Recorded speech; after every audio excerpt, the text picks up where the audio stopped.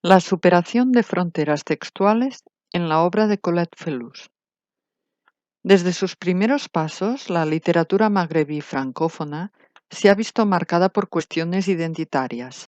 El choque de culturas, la conciencia de una realidad propia y la reivindicación de la diferencia han constituido la principal materia prima de los escritores.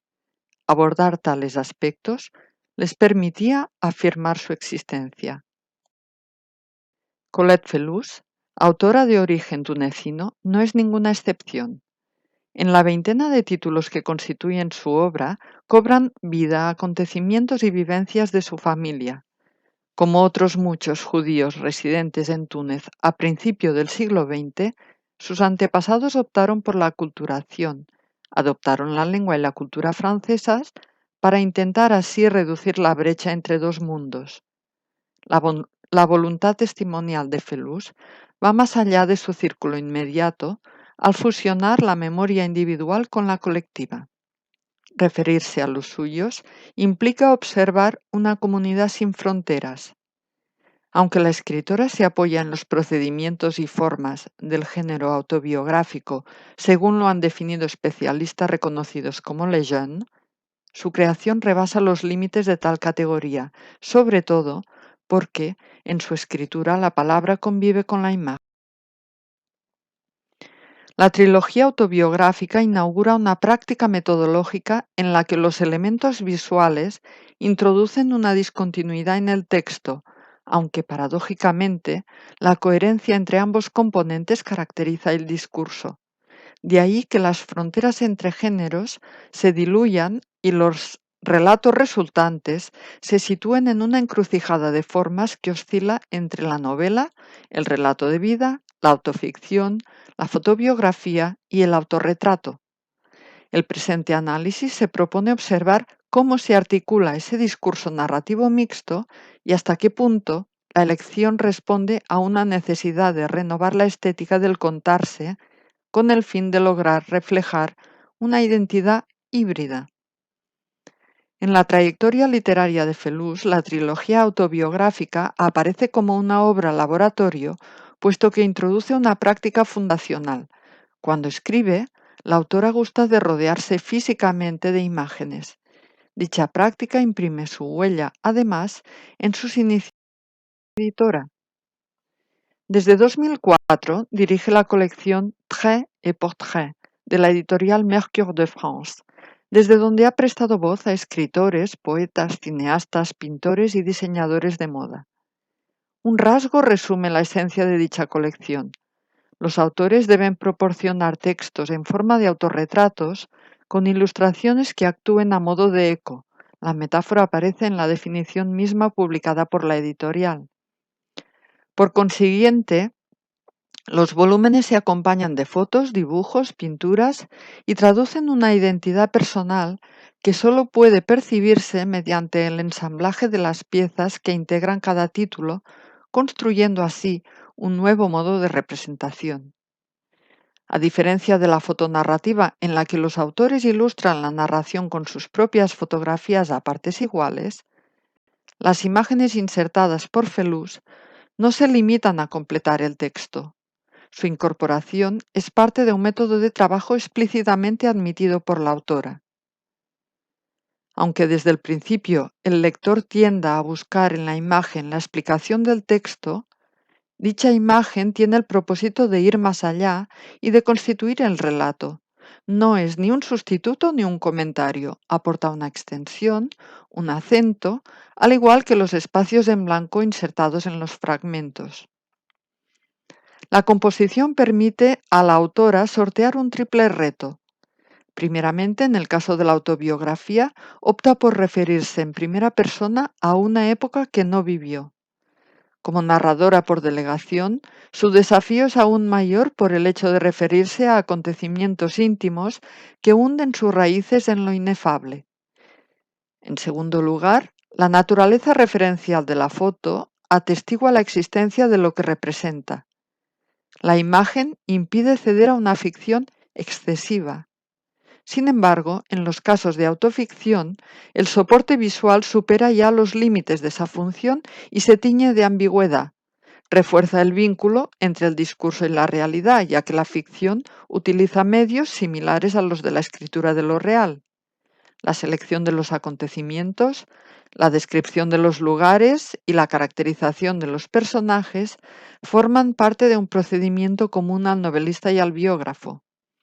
Las demarcaciones se difuminan una vez más, de modo que ni siquiera la narradora muestra reparo en abordar la controversia de las fronteras.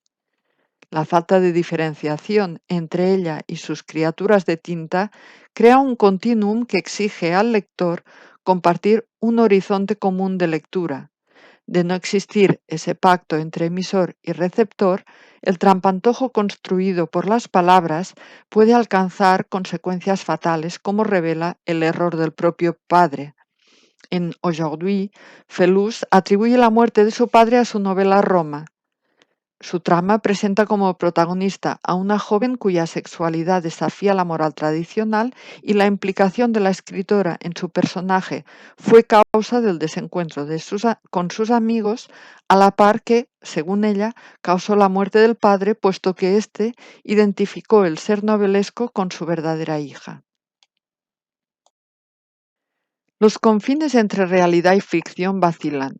El poder de la palabra transforma a la narradora en demiurgo capaz de modificar las categorías esenciales, el tiempo y el espacio, y por tanto, lo verdadero y lo falso. Al recordar su paraíso infantil, cada verano se transforma en una carta de la baraja, usada esta en el juego que anima las vacaciones. El tiempo experimenta, pues, variaciones subjetivas.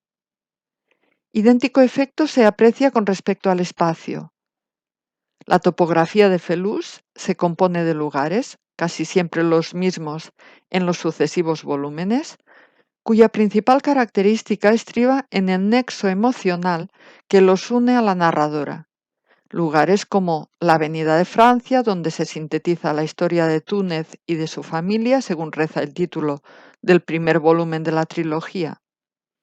Una calle que reaparece en Un amour de frère para evocar la doble pertenencia que crea un primer desgarro interior en los protagonistas. El pasillo del apartamento donde se amontonan los objetos de Plein Été, escenario donde cobran cuerpo los desvaríos de la madre. El París de los estudiantes del 68 en Un amour de frère, donde la narradora respira sus primeros aires de libertad, o la casa de Cartago en Pièces détachées, que la guía en su contemplación del precipicio al cual se vio abocado el padre. Por consiguiente, un enclave cobra relevancia no tanto por sus coordenadas geográficas, sino por las vivencias que ofrece al individuo. Este último puede liberarse incluso del espacio y alcanzar una autonomía existencial paradójica, a juzgar por la conclusión de la narradora, a quien cito: On n'a pas besoin d'avoir un pays pour exister. Los medios visuales incorporados reflejan una evolución metodológica. En el primer volumen de la trilogía autobiográfica, las casi 40 imágenes se caracterizan por su diversidad: reproducciones de obras pictóricas, tarjetas postales, anuncios cinematográficos y fotos de actrices, además de fotos de persona, paisajes o lugares anónimos. Incluye un retrato de familia. Protagonistas de las películas de Jean Renoir o Luchino Visconti conviven con lienzos de Cézanne o de Carpaccio para narrar el comportamiento de los protagonistas durante esa época pretérita. El conjunto procede de la colección personal de la autora, que incluye tanto sus propias tomas como piezas de artistas de renombre. Una lista con los créditos de las imágenes es la única indicación que informa al lector de su origen. Una estrategia similar se repite en el segundo volumen. Los elementos incorporados sustentan el proceso memorial. Las postales de Túnez o las fotos de la ciudad recuerdan escenas de la vida de la época y favorecen una lectura sociológica.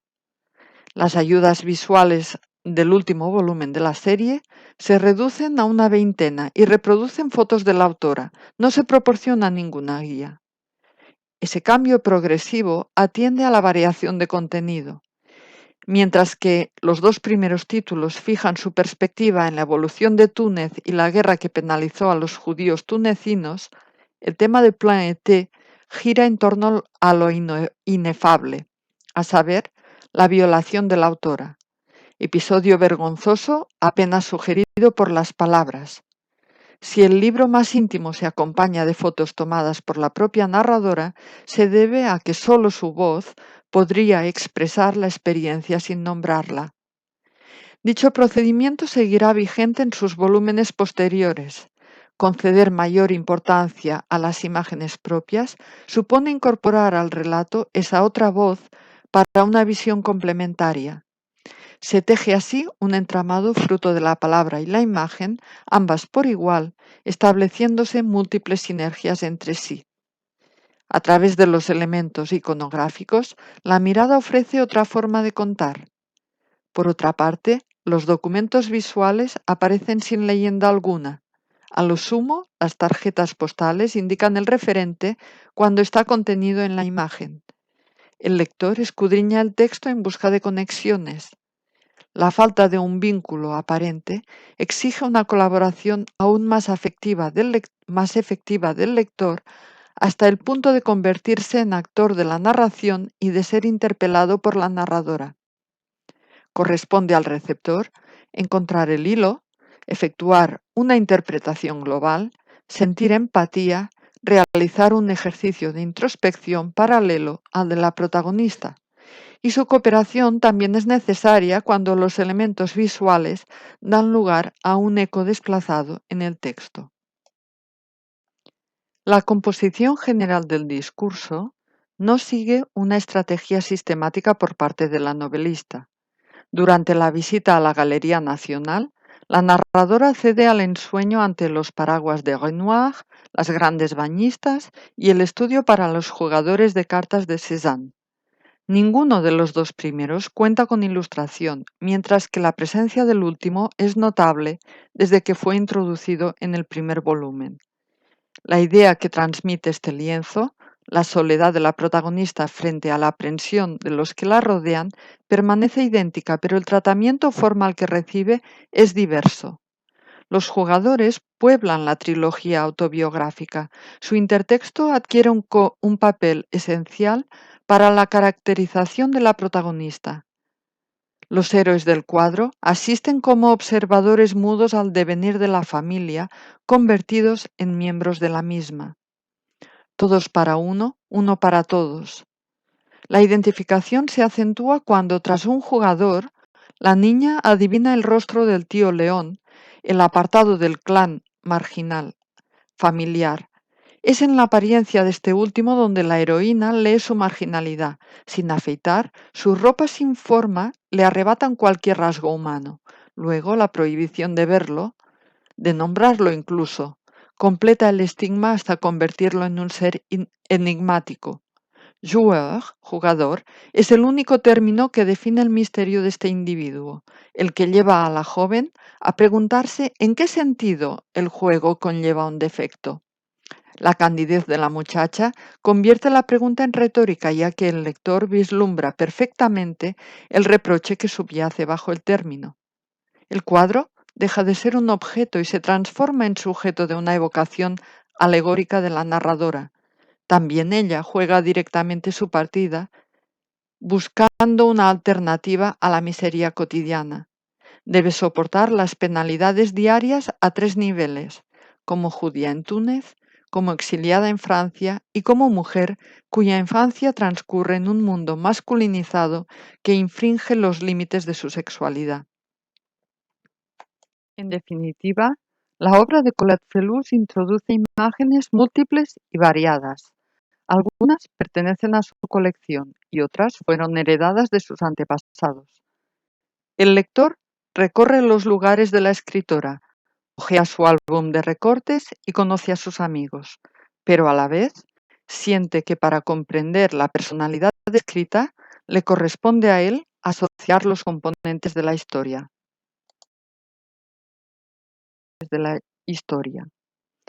Colette Felous intenta contrarrestar el desgaste del tiempo cuyos efectos no consiguen destruir la memoria.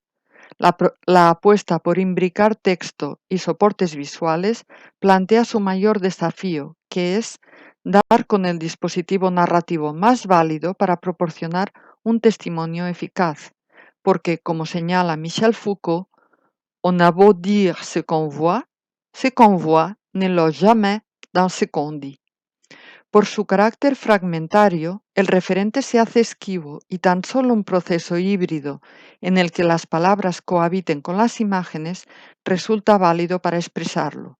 La narradora desestabiliza, pues, la frontera entre los géneros de ficción y de expresión autobiográfica.